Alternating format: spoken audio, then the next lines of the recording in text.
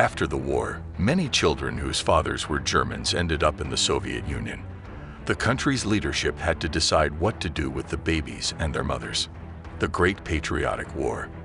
When the Germans occupied part of the USSR, some girls voluntarily started dating Nazis. Others could not feed their families and tried to earn something by getting intimate with the Nazis. As a result, babies were born. In the Third Reich, it was believed that mixed ones were incredibly damaging to the German race. The Wehrmacht even issued a special bulletin in which it forbade soldiers and officers to meet Soviet women. But it didn't help, the historians note. If the German confirmed that he was the father of the child, the woman was even entitled to alimony. Liberation.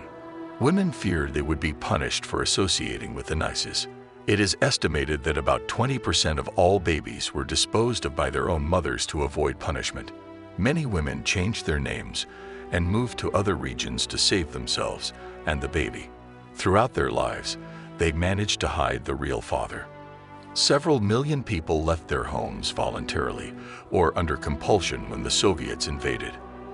They settled in the West and never returned home. Among them were babies born to Germans. There is no record of such children being punished or singled out in any way. But the greatest number of such children ended up in the USSR. They were affectionately called Germans, but they tried not to talk about them publicly. The subject was very difficult. In total, there were about 100,000 such children in the Soviet Union.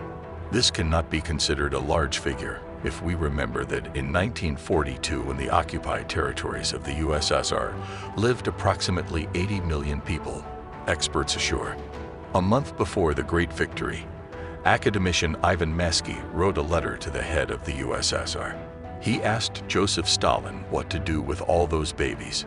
He suggested taking all the children from their mothers and sending them to different orphanages.